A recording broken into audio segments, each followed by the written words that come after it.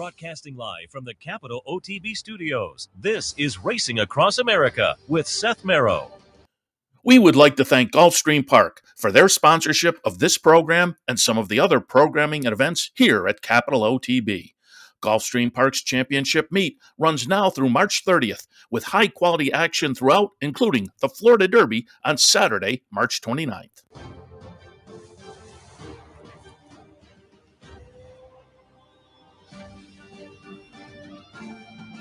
Good morning and welcome to Racing Across America on this Sunday morning. Let me get our proper.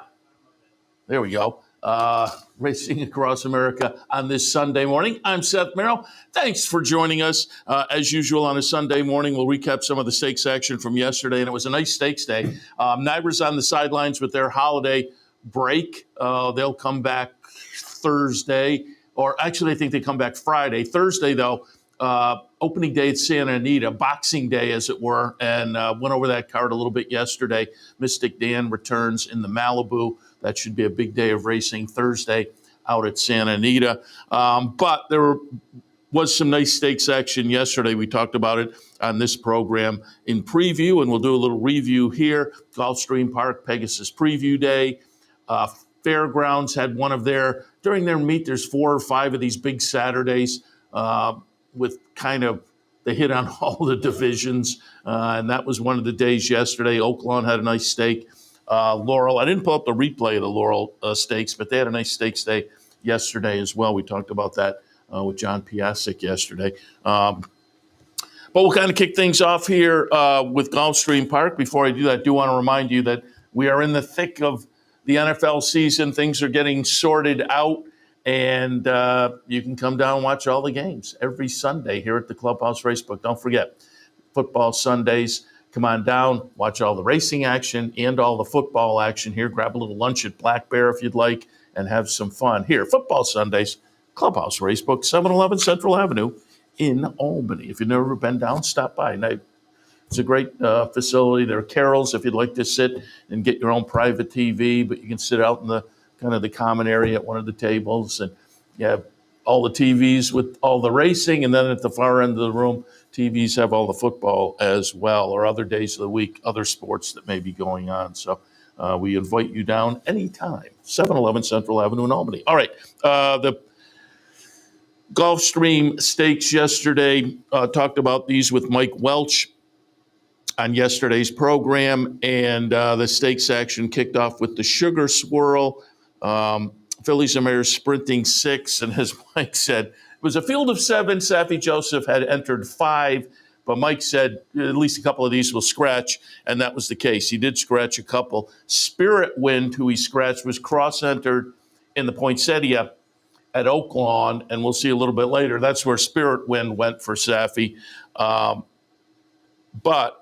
he still had, 3 of the 5 remaining horses in the field, and one of his won.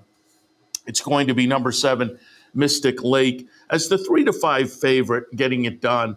I took a shot with the Bill Mott runner, Socially Selective, the number 6 horse, who does make a nice late run, and it was a good performance off a long layoff. Hadn't been seen since February, but had shown some ability earlier in the career.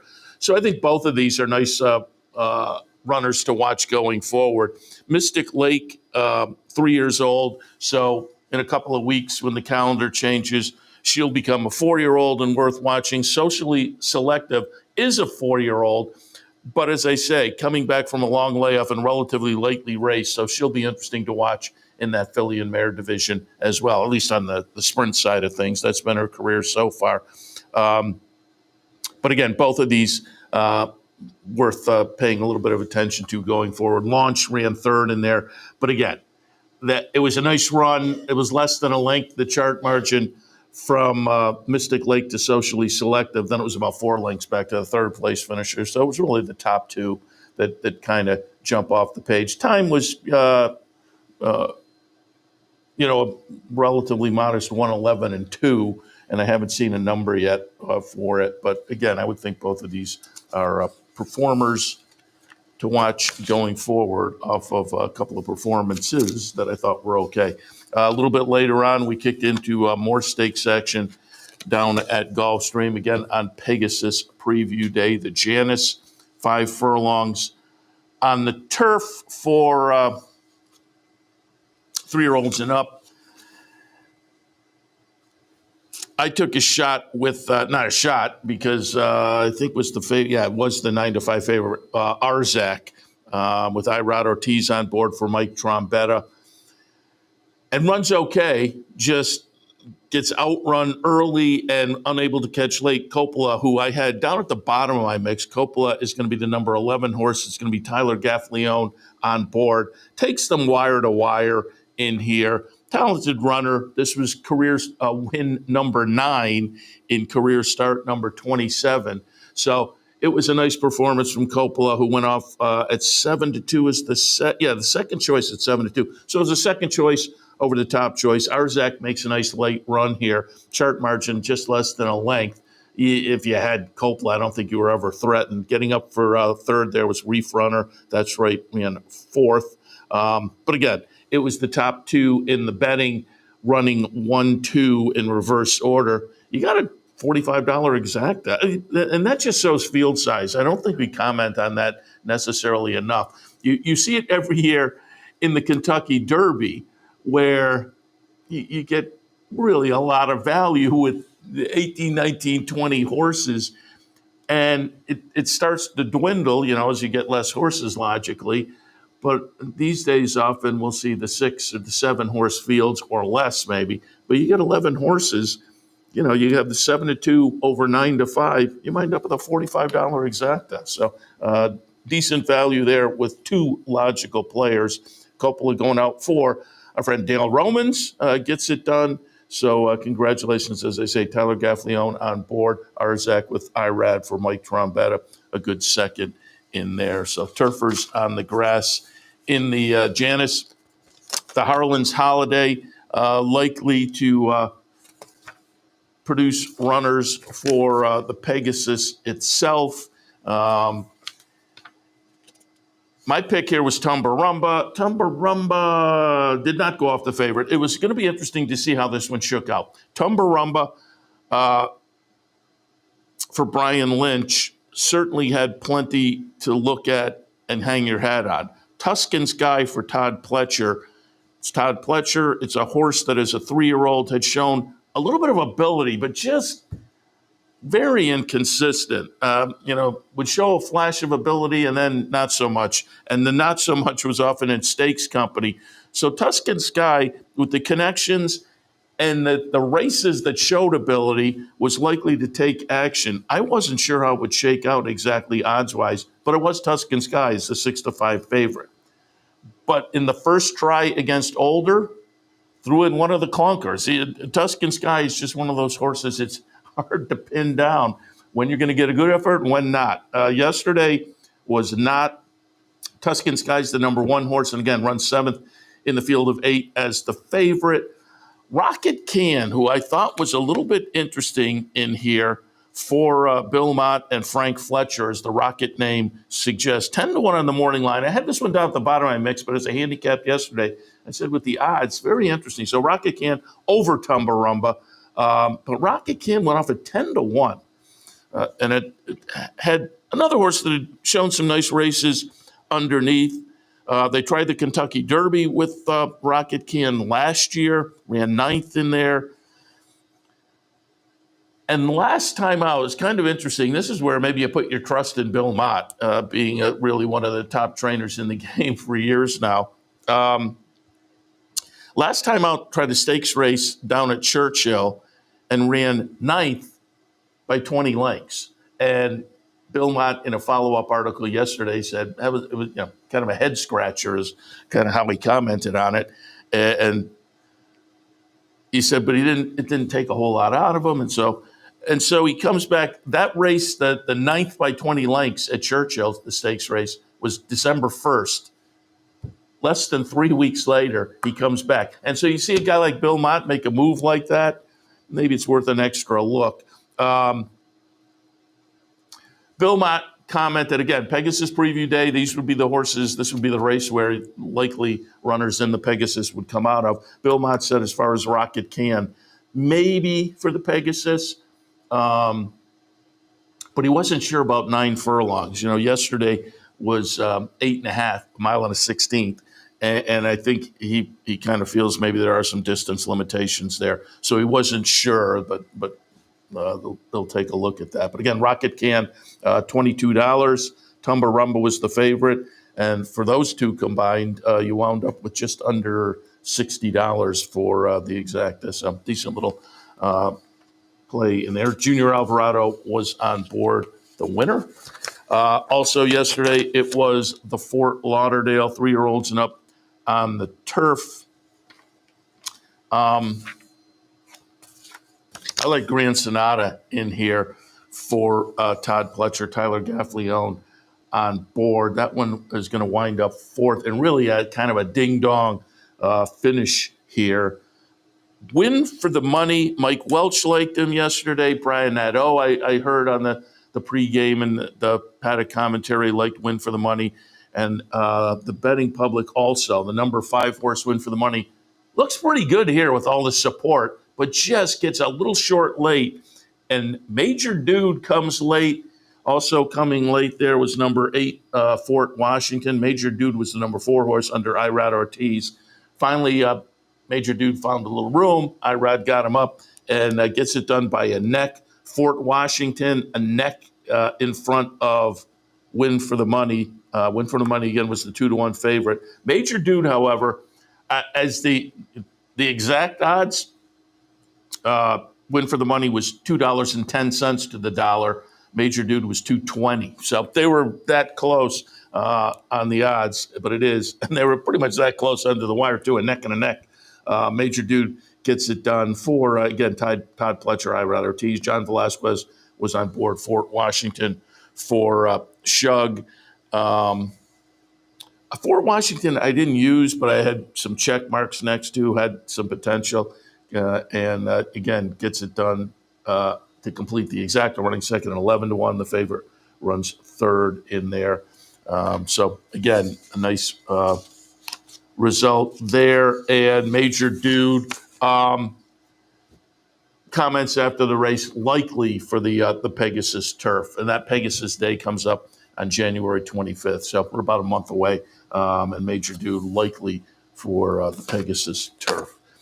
The Suwannee River also on the agenda yesterday, stakes-wise, down at Gulfstream Park. Saffron Moon, Chad Brown runner, was my top pick. That one scratched.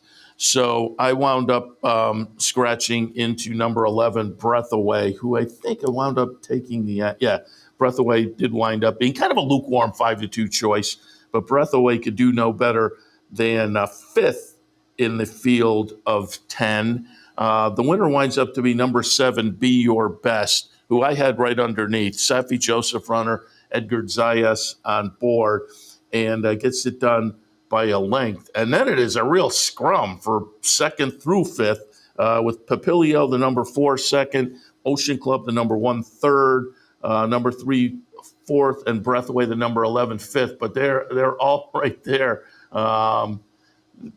It's a length from first to second, then a neck ahead, a neck ahead, a neck, a nose for second through seventh. As it was, I say, a real dogfight in the for the underneath spots. But Be Your Best, clearly the winner in there. Nice little run into the stretch and gets it done. Again, I had that one right underneath. Was coming out of a win most recently up at Aqueduct in the Long Island. Had come down to Florida and put in a nice workout over at Palm Meadows and follows it up. And it's kind of a generous 5-1. It was 6-1 on the morning line. But again, coming out of the stakes win up in New York, the $12 price was very nice. Papilio, I thought, was interesting. 15-1 on the morning line. Took action at 6-1 for Mark Cassie, and that one gets up to be second. Again, it's 6-1. So you wound up with $75, $76 exacta for a couple of horses that were kind of logical players and offered a little bit of value. Given the talent level, at least to me, it looked like on the page. But it was Be Your Best, getting it done for Safi, and comments after the race that this one maybe pointed to the Pegasus Filly and Mare Turf coming up on that January 25th Pegasus Day. So there's your look at some of the stakes action down at Gulfstream. Again, potentially playing into that nice Pegasus Day coming up on January 25th. And some of those performances certainly said they will be contenders on that big day. We'll see how that all shakes out over the next few weeks. We'll take a break. When we come back, we'll shift our attention to Fairgrounds for a very big day down there. Again, they typically have 4 or 5 of these nice days where they hit all the divisions pretty much. And yesterday, 8 nice stakes races down at Fairgrounds, including some nice 2-year-old action that bodes well for, Louisiana Derby, Louisiana on the female side of things too, leading into Derby and Oaks. So we'll take a look at all of that from New Orleans when we come back from this break. Stay tuned.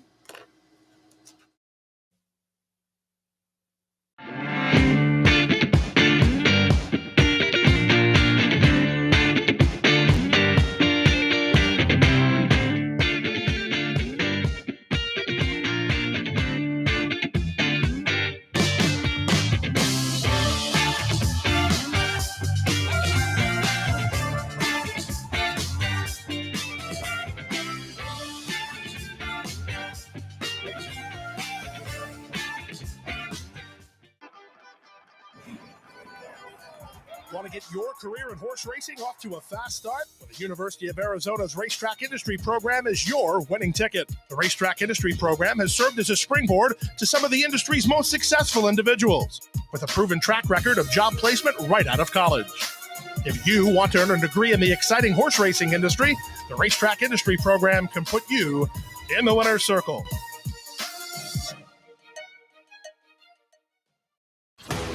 Sometimes it pays to go with the flow, to check your worries at the door, to reconnect with your crew, to follow the thrills and the flavor, to roll with it and see where it takes you, to enjoy every minute to its fullest, and to dance like there's no tomorrow.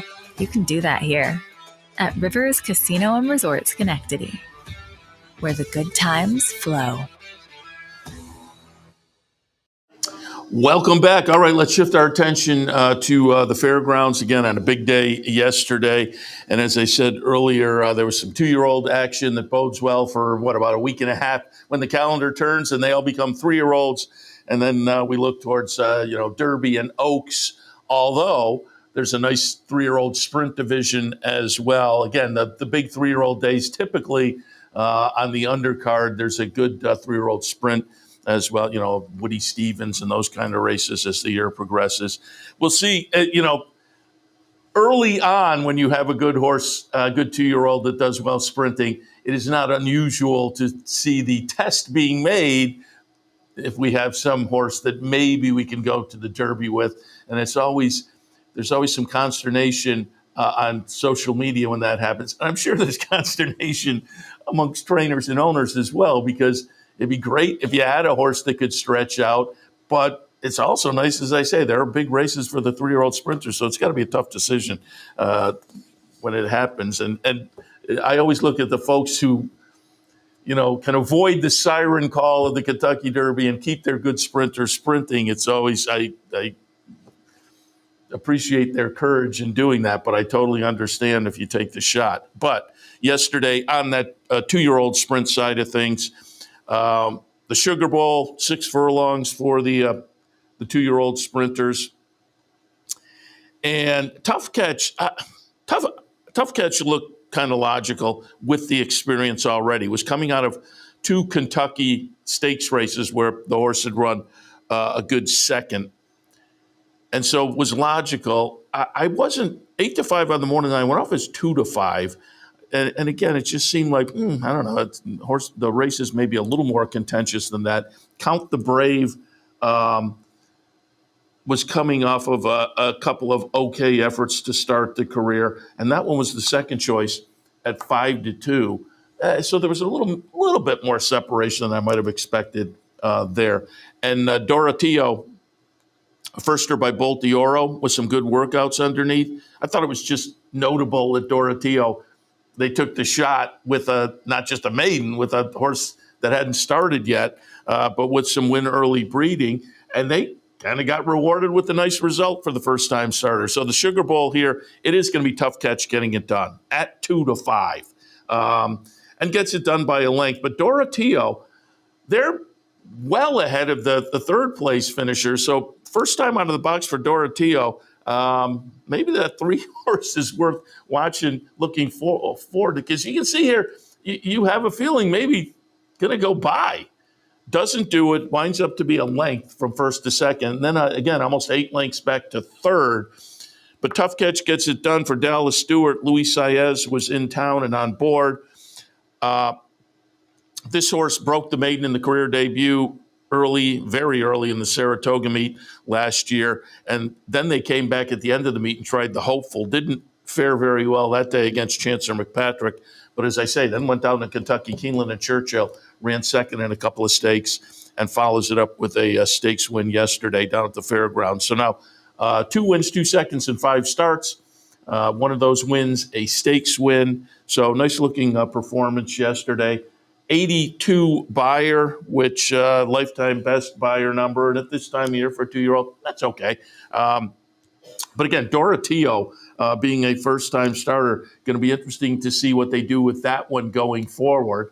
Not going to shock me if they can find a nice purse with a maiden race and get a little money under their belt. But it also won't shock me if they say, hey, we have a stakes performer. Let's see what's out there in that area as well. So a couple of nice runners there running first and second to keep our eyes on going forward. And then in the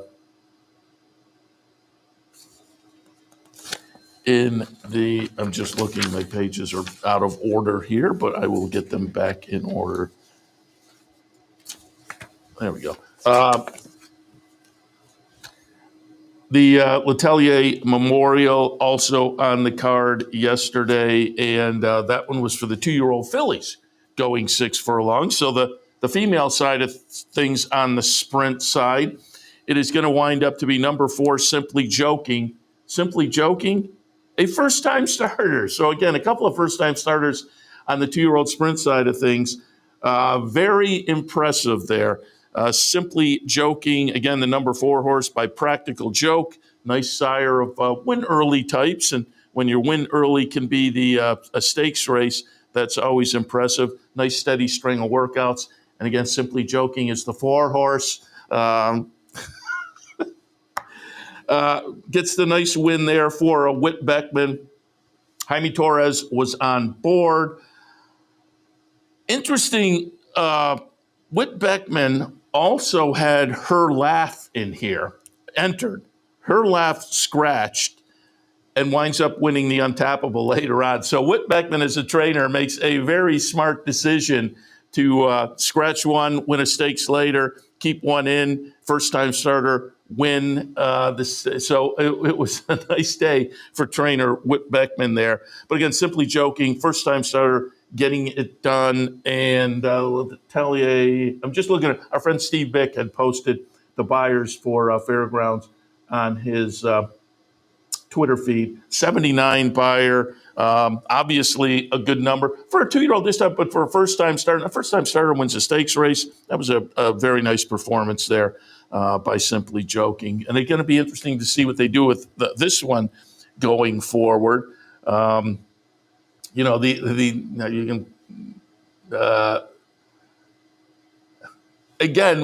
You win at a sprint, but it was the first start of the career and it was a stakes race. So it'll be interesting to see if they do try, to stretch out or whatnot for this one going forward. It's just going to be interesting to see what the career is and if a horse like this can kind of back up a career debut stakes winning performance next time out. We shall see. But Simply Joking impressed yesterday. And again, the congratulations to the trainer for really being crafty with both of his runners for a couple of stakes wins on the day.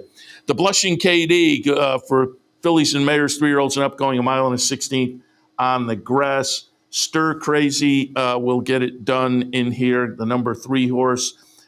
9 to 5 from a 9 to 5 morning line, so held to the morning line. The favorite, however, was Lukewarm. Lukewarm was 5 to 2 on the morning line, but the betting public switched those two up. Lukewarm went off at 7 to 5 as the favorite. Lukewarm, the number one, is going to wind up last in here. The winner is going to be number 3, Stir Crazy. Jose Ortiz on board, who had a nice day yesterday and has had a nice meet down there. And Stir Crazy, kind of interesting. You could see it at the bottom of the past performances.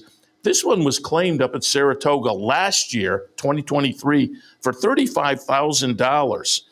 A clever claim. This horse is going into yesterday, this year had won well over $250,000. So again, that was a very clever claim.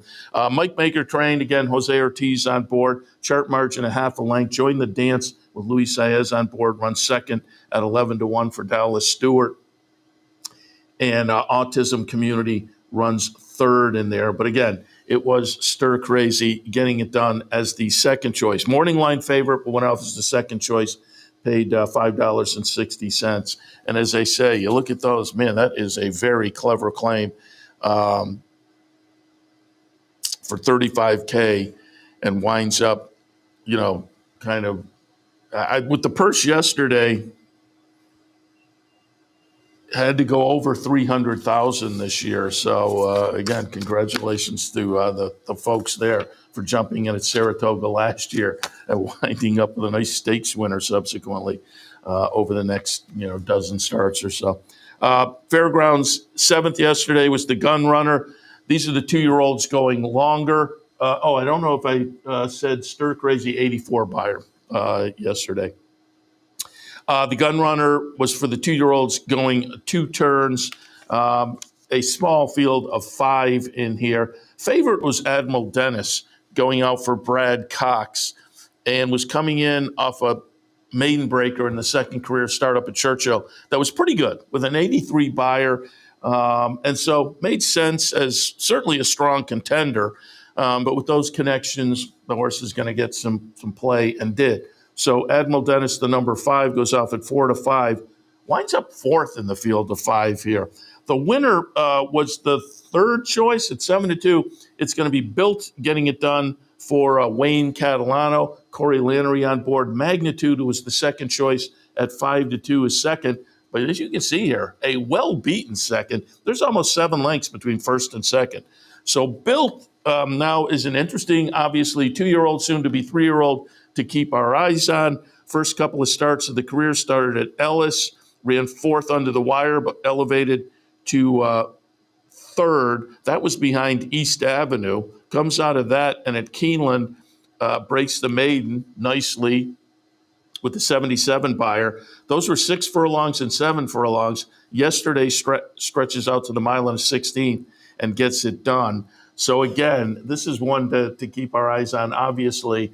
And the buyer for this guy, 92. That's a nice number, obviously, this time of year in this kind of a situation for a 2-year-old. So Built comes out of this being one of the 2-year-olds, soon to be 3-year-olds, to keep our eyes on as we move forward on the Derby Trail this year, not only Louisiana, but Kentucky as well.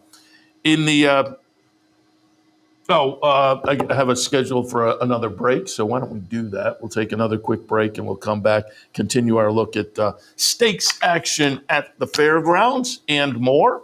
All of that when Racing Across America continues. Stay tuned. Haven't signed up for a Capital OTB account yet? Now's the time to take advantage of the sign-up bonus. Open up a new account with $200 or more, bet $400 by the end of the month, and receive a bonus $200 into your account. Plus, you can take advantage of everything an OTB account has to offer. Wagering from any device, live streaming, racing info, past performances, online promotions, and more. Sign up today and take advantage of the new account bonus. Details at capitalotb.com. Birdstone is an outside front. They're coming down to the finish. Can Smarty Jones hold on? Here comes Birdstone. Birdstone surges past. Birdstone wins the Belmont Stakes. In front, but here comes High Chaparral. High Chaparral, the defending champ, to take it to Paul Brown. These two arch rivals head-to-head with Joe Hart bearing down on them. It's going to be a three-horse photo finish to the turn. Here's the wire. Photo finish.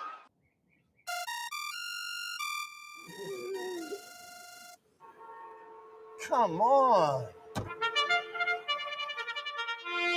I want sales reports on my desk by Monday. Whoops. My bad. Love racing? RTN brings you every live simulcast on your home television, plus live video streaming and race replays on your PC and mobile devices. To order, visit rtn.tv. RTN, a breed apart. Welcome back. Let's continue our look at the fairgrounds action from yesterday. Big stakes day down there, the Richard Shearer Memorial. $100,000 up for grabs for 3-year-olds and up. Sprinting, 5.5 on the grass. We had some scratches in here, and I would think that affected the price a little bit because the winner was 20-1 on the morning line and eventually went off at 5-1. But it is going to be Bear Island, the number 2, who likes to lead. If you look down the page, wins for this one, 10 to come on the front end. And that was the game plan yesterday. Axel Concepcion, excuse me, went to the front end. And again, at 5-1, took them all the way around. Number 6, Minnesota Ready. Closed, but the chart margin is going to wind up to be 2.25. And then the favorite in here was Panther Island. Luis Saez and Brad Cox at 3-2 is going to wind up third, but it is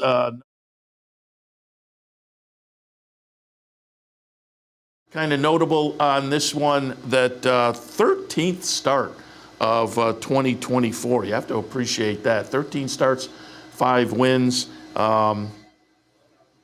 So does manage to get it done with a solid 94 buyer. Just looking here, lifetime best buyer figure. So nice performance yesterday from Bear River.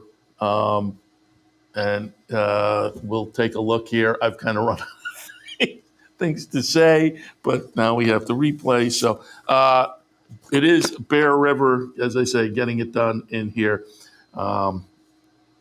In the Richard Shearer Memorial by 2.25. It's 1.25 from second to third. So again, it was a 5-1 shot under the wire. We got $13 and change from a 20-1 morning line. But as I noted, you had a 3-1 scratch out. You had a 9-2 scratch out. So you had a couple of scratches at least that were contenders in there that probably played into Bear River getting a little more action. So, and as I say, start number 13 on the year. So been kind of a workhorse for Keith DeSormo and company, and puts another win on the resume for the year. The Tenacious was 3-year-olds and up, going 8.5 furlongs. I said yesterday when we were in here in the afternoon handicapping, and in the morning talking a little bit about this, Saudi Crown was going to make this race very interesting because Saudi Crown had the very good career, promising career for Brad Cox and company. Earlier this year goes over to the Saudi Cup and winds up a close-up third behind Senior Buscador and Uspa Tesoro. Then goes over to Dubai and kind of throws in a dud in the Godolphin Mile. Takes some time off, comes back at Ellis, and what looks like, for a horse with this talent, a little $150,000 stakes race at Ellis, looks like maybe a confidence builder, got the confidence, and then just, had, as I understand, missed a little training and whatnot going in the Breeders' Cup Mile, but just tossed in another dud. So what were we going to get from Saudi Crown? That was the question mark. Meanwhile, Track Phantom, a horse that also has shown some promise throughout the career, and in fact was a stakes winner at Fairgrounds earlier in the career, was coming off a good second at Churchill. Track Phantom for Steve Asmussen, and Kinetic, lightly raced runner from Brad Cox. They were both interesting, but as we'll see, Saudi Crown gets it done. Florent Giraud on board, goes off as the even money favorite, and is going to win pretty easily here in the end, a couple of lengths. But Kinetic runs a good second. Again, this is a lightly raced runner, so it's Brad Cox over Brad Cox for the exacta. disappointment for me was the number 1 Track Phantom as the 5-2 second choice. Winds up 4th in here. You can see kind of fading there late, but a nice performance for Saudi Crown. He'll be interesting to watch going forward to see what kind of spots they pick, because again, this is a horse that had started the career with just a lot of promise. Ran a close-up second in the Dwyer, close-up second in the Jim Dandy, won the Pennsylvania Derby. So it'll be interesting to see now off of this race where they elect to go next, and really what the campaign will be like into next year. I assume there'll be a campaign. But again, Kinetic also worth watching, being only a 3-year-old and coming into it with 4 starts. So now 5 starts, 3 wins, a nice second yesterday. I would think this one will be very intriguing watching going forward as a 4-year-old next year. Again, with a handicap division next year that seems to be shaping up very well as compared to the older Eclipse this year, to me is, I think a lot of people are going to be kind of searching around. But next year, as the 3-year-old season, which started this year a little murky for about the first half of the year, as we got to the end of the year, I think proved to be a little more intriguing, and many coming back for next year. And so that handicap division should be fun. The Diliberto Memorial yesterday at the Fairgrounds, mile and a 16th on the grass. It will be the logical player in here, Gigante, Steve Asmussen, runner with Jose Ortiz on board. I said yesterday, the River City is a race late in the Churchill season. There are a couple of stakes in that Churchill meet that I think you pay attention to runners coming out of. They tend to do very well. The River City's one of those. Gigante had finished 3rd in that and had a very nice career before, 6 wins and 17 career starts. So adds to that resume yesterday. But we'll see here, Gigante, the number 2 horse, at 4-5, getting it done under Jose Ortiz, closing into a very slow pace. And the pace setter, Swiftsure, the number 3, kind of gives it up despite the slow pace. It was 25 and change, 50 and change, 115, 139. And as I say, the 3 horse on the rail there who set that pace kind of fades to 4th, surprisingly. But Gigante closes into the slow pace, and at 4-5 gets it done, $3.60. Jose Ortiz, again, nice day for him. He won 3 on the day, including a couple of stakes. He also won, we saw it earlier, that Blushing KD was stir crazy. So Gigante with a nice 95 buyer. Lifetime best prior was 97. So he was right up there, flirting with his lifetime best buyer number yesterday in a very nice performance, winning the Diliberto Memorial. Again, Jose Ortiz and Steve Asmussen combining there for the score. And finally, we also had the Untappable yesterday at the Fairgrounds. This one, the 2-turn race for the 2-year-old fillies. And it's going to be Her Laugh getting it done. And as I said earlier, nice day for trainer Whit Beckman, as he elects to scratch this one earlier from the stakes race, winning with his other, the first-time starter, and then scores here with Her Laugh. So it was, as I say, a nice performance for the entire day for trainer Whit Beckman. Her Laugh getting it done. Going to be the number 3 horse here at 9-2 as the second choice. The favorite was number 4, Golden Gamble, and running third, number 5, California Sunset.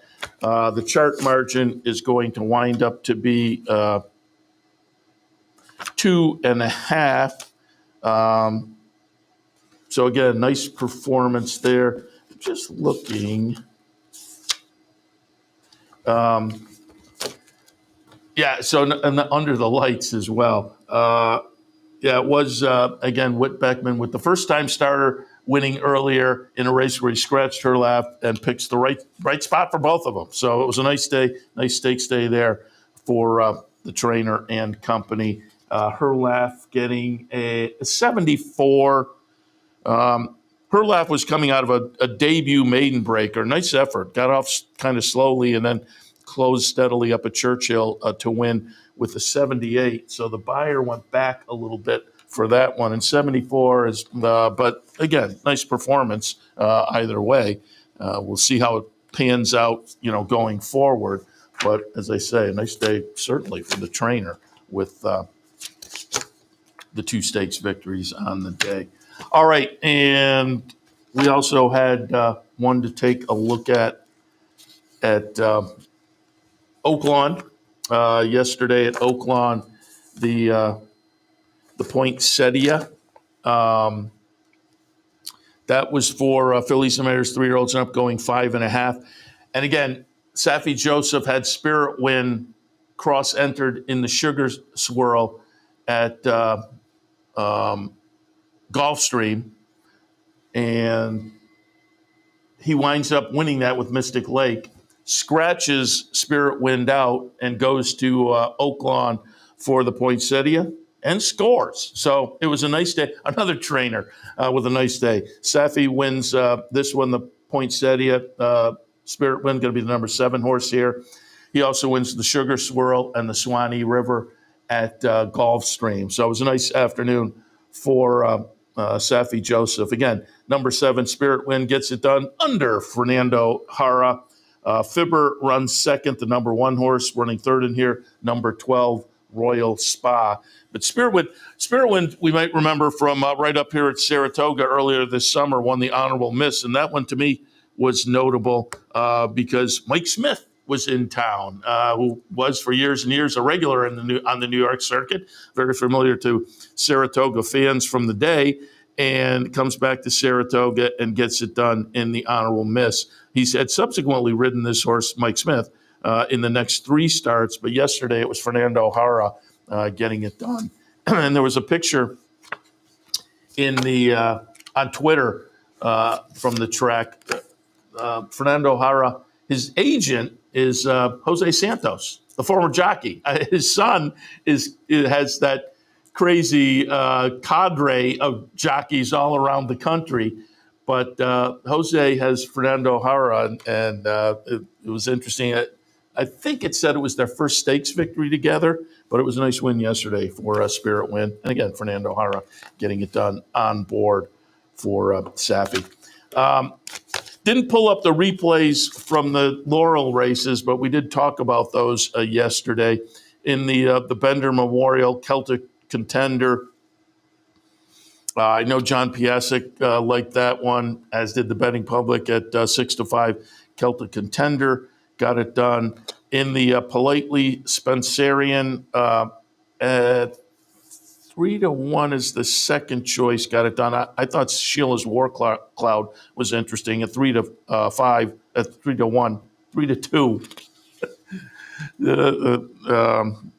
150 to the dollar. 3-2 winds up running 6th in the field of 8. But Spencerian got it done under Victor Carrasco in the Politely. The Carousel, it was Sea Dancer 16-1. Nice price there. And it's Brittany Russell with her husband Sheldon Russell on board. And for a Brittany Russell horse to offer up, a $34 winner, nice performance there. And for folks who jumped on board, congratulations on the score.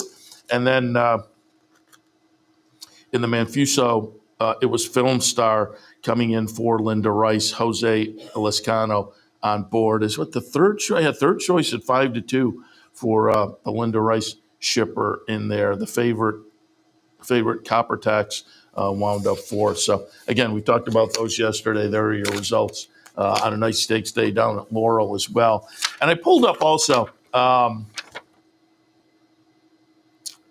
leaderboard currently, fairly early in the Fairgrounds meet. And I mentioned it last week, even earlier in the Fairgrounds. But Jose Ortiz elected this year to ride the winter down at the fairgrounds, and it was kind of a curious decision. But he outside of Saratoga, he's now riding in Kentucky. So he's kind of, taking a little bit of a different path and riding very well in Kentucky, but riding very well down at the fairgrounds. Again, the meet started on November 22nd. Jose Ortiz now has 32 wins. In second, it's Jareth Loveberry with 19. So he's got 32. Second place has 19. Again, relatively early in the meet. And they both have about the same number of starters. So Jose Ortiz easily on top of the jockey standings down at the fairgrounds. It's going to be interesting to see how the rest of the meet plays out. You have to feel like what you've seen so far says good decision to head down to the fairgrounds for Jose. And again, he had a nice day yesterday with 3 wins and a couple of stakes. So that just kind of validates the numbers there. All right, we'll take one more quick break. When we come back, I will take a look at do a little handicapping before we wrap up all racing across America for this Sunday. And again, I'm going to this afternoon take a look at a little Gulfstream and a little Tampa, and things are going to kick off. Gulfstream's post time is 12:20. We'll also have some Oaklawn in the mix and more. So we'll take a look, as I say, a little handicapping action for later on, maybe give out some ideas. When we come back from this break, Racing Across America will continue. Stay tuned.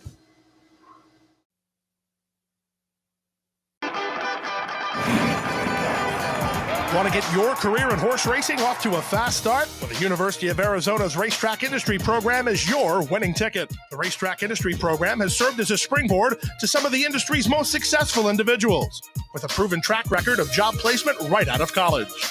If you want to earn a degree in the exciting horse racing industry, the Racetrack Industry Program can put you in the winner's circle.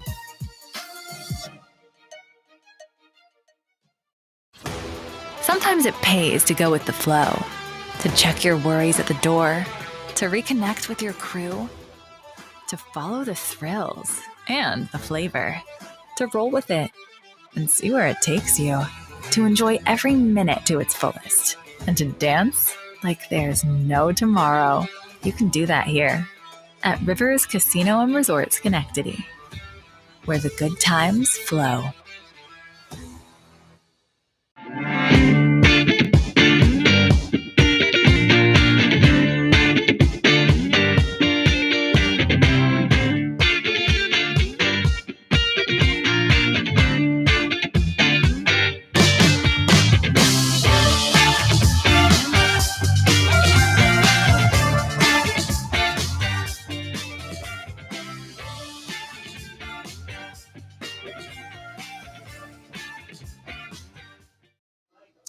Welcome back to Racing Across America on this Sunday morning. Let's take a look at some Tampa action coming up a little bit later on.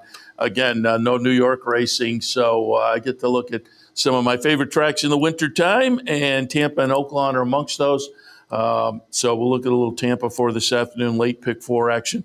Don't have a ticket to give out because, again, haven't seen scratches or anything, but we'll give you some ideas on that late pick 4. And again, we'll look at this action later on OTB Live as well. But the Tampa 6 today, bottom level conditional claimers going 5.5, 8, 5, 10, and 2 for me. Truth and Honesty. Jose D'Angelo, Sammy Camacho on board. Been racing at Gulfstream against 10 claimers. So comes cross state, gets that venue class move, gets actual class move with the price drop on the claiming ladder. Sammy Camacho on board. I definitely think there are things to like here that makes this one very playable, obviously. Sneakiness in the second spot. Comes down from Monmouth, July and August. Showed some ability there at the bottom level. My concern is when you're at the bottom level, you take a little bit of a break like this, late summer and virtually the entire fall. You may need a race to get back into shape, again, at this bottom level. But horse has been working down at Tampa, and again, fits if ready. I'll use this one with some trepidation. Third spot, Richie. has a little bit of positional early speed and should use that to be in the mix. Another one that is making a class move that is notable. Came over from Gulfstream last time, where the horse had spent most of the races, at least on the page, on turf or synthetic. So last time it was a little bit of a question mark, the dirt. But it was a third place finish. It was an okay try. So didn't seem to mind the surface switch. But last time was definitely against better. So a little proven on the dirt. Now gets a class drop down to this bottomish calendar level. Richie, I think, is going to be very tough as well. In the 6th at Tampa, 8, 5, 10, and 2. Race number 7 at Tampa today. I have it 9, 6, 7, and 2. They're on the turf here. And again, I haven't seen scratches or changes. Yesterday was a nice day, certainly, at Tampa. But Thingamabob, it's a second-time starter for Kozan. And if you watch enough, you know, I love the Kozan firsters. If they don't win first time out, certainly you can take another look for a start or two. And then I always say if you have some win early breeding, they don't get it done and starts 1, 2, or 3, and then maybe change things up, take another fresh look. But this one, it's only the second start. First start actually was okay. And with that win early type breeding, I'll take a look at Thingamabob in here. City Time in the second spot. Comes off a claim last time. They claimed for 16, and now they move up. Notable to me, a couple of things. That move up, I love the confident move up off a claim. Sammy Camacho was on board that day. He sticks off the claim. So that's interesting to me. The race is further down the page, maiden specials and a 25 claimer. So this horse has faced better already. So the move up, it's a confident move up, and I think probably is not going to be an obstacle for this one. And I did like that Sammy Camacho stuck on board. 10-1 on the morning line. I think City Time is playable. Gap to gap, lightly raced, but each start, as far as the buyer, has been a step forward. So we're primed maybe for another move forward that's worth a look. No telling the number 2 horse. When I got down to that bottom spot, I could have gone either way with the 7 or the 2. They're kind of similar in that seem to be on the improve for trainers who do very well. So I don't have an argument with either one of them, certainly underneath. But I also think they have the potential to maybe make a little noise on the front end. In the 7th at Tampa, 9, 6, 7, and 2. Race number 8 at Tampa this afternoon, optional claimer, non-winners of one other than 8.5 furlongs. 5, 8, 6, and 3. I'll put Havildar on top. Nice race last time over at Gulfstream. Victor Barboza brings this one over. He's had limited starters and not a lot of success so far at Tampa, but on the racing form, he's had 2 starters so far at the meet. So I'm not going to look at this one as yet, signaling the barn is a little cool over here. And overall, he does very well. So again, coming off the 2 nice improving races over at Gulfstream, the venue move is attractive. I'll put Havildar on top. Not invincible, however. Pando, I think, could be a player. Came into Tampa from Monmouth Parks and 4 starts back up at Saratoga. And on the move to Tampa, just missed last time. So, and just missed in very similar company. So should be a player again today. And as I say, 6-1 on the morning line. If that price holds up, I think that's very fair. Prairie Hawk in the 3rd spot. Notable class drop for Safi. And this is the kind of class drop that, because you add up everything you see. This is a horse, they had some high ambitions early on. Going back to last year, they tried the Sam Davis, the Tampa Derby, the Lexington. So clearly they had ambitions for this horse. Then laid off almost a year, came back in April this year, ran 6th, then ran 5th. And then up at Monmouth, won an optional claimer with a pretty nice number. And you thought, things are getting back on track for this horse. Then lays off from early August until late November, and the comeback wasn't good. And it was against significantly better. So now a horse that clearly they had some ambitions for, and 2 starts back, 1 at Monmouth against some optional claimers, now comes in for a 16 tag. This horse, I think, Safi Joseph, Sammy Camacho, a class drop. I think the 4-1 on the morning line, I think this horse will take some action. But the whole scenario raises some questions, certainly. In the 8th at Tampa, 5, 8, 6, and 3. And in the 9th race at Tampa today, maiden 16 claimers. Going a mile on the grass, 3, 9, 10, and 2. Lady Lynx on top. Dropped to this level last time on the move down to Tampa, and it wasn't great. But, boy, this is a mediocre bunch. And so I think with the race over the track and what we've seen so far, the debut effort was okay number-wise, comparatively speaking. So we'll see. I don't jump in here with a lot of confidence necessarily, but Dan Santino hops on board, and so we'll tepidly move in that direction. Victory Girl, new trainer, had been in the Mark Cassie barn over at Gulfstream, moves into a new barn over here at Tampa, and is even money on the morning line. And given the numbers this horse typically tosses, deservedly so, and will get crushed at the window. But again, on the move out of the Cassie barn and a move from Maiden Special Company, where the horse had been kind of competitive, down to the 16 level, it's another one of those that just, I don't know. You can't leave it out, obviously, but I took a little shot against. And Riley, I'm guessing is the pronunciation, on number 10. This one had been in the Great Motion barn most recently. Prior to that, Southern California, Phil D'Amato. So again, another one that takes a notable class drop and moves into a new barn at Tampa, and is also stuck outside at a mile. So there are things there. The horse will take some action, but there are some things there. So hence, I kind of rolled the dice a little bit with Lady Lynx in the 9th at Tampa, 3, 9, 10, and 2. All right, going to wrap it up for this Sunday morning. Again, things will kick off 12:20 at Gulfstream. We'll come out a little before that for OTB Live for Sunday afternoon. Should be fun, and do want to alert you to a couple of things. Football Sunday here at the Clubhouse Racebook, so we'll update you on today. You can come down and watch all the football action and all the racing action. As I always say, grab a little lunch at Black Bear. They have a great menu, great food.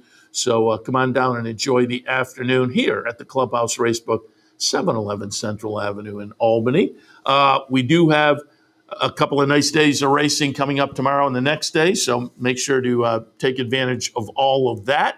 But Christmas Day, as usual, no racing, and as usual, our annual best of. You can tune in.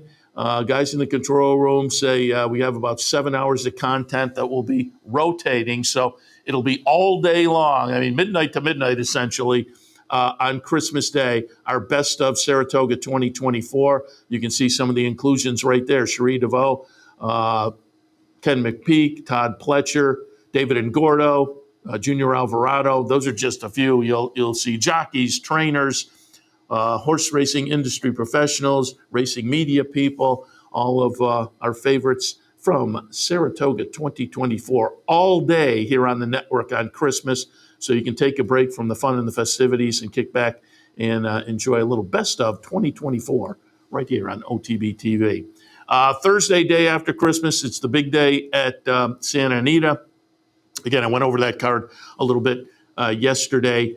The highlight will be the Malibu and the return of Mystic Dan. Looking forward to that. But it's a really stakes-laden card, a really, really nice card on Thursday at Santa Anita. So keep that in mind. And also Thursday, we'll bring back the return of the Turfway Bounty Bet.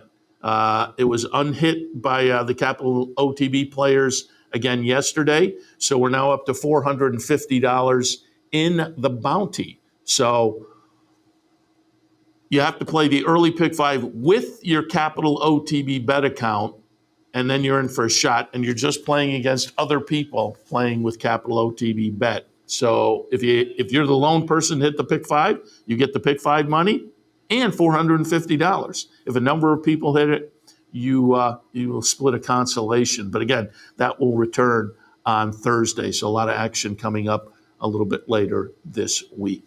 All right. I'm going to wrap things up for Racing Across America for this Sunday morning. Seth Merrow in the studio. Thanks for joining us. Always appreciate it. We will be back shortly, about an hour or so, a little over an hour probably, for OTB Live for a Sunday afternoon. We'll see you then. We would like to thank Gulfstream Park for their sponsorship of this program and some of the other programming and events here at Capital OTB. Gulfstream Park's championship meet runs now through March 30th with high-quality action throughout, including the Florida Derby on Saturday, March 29th.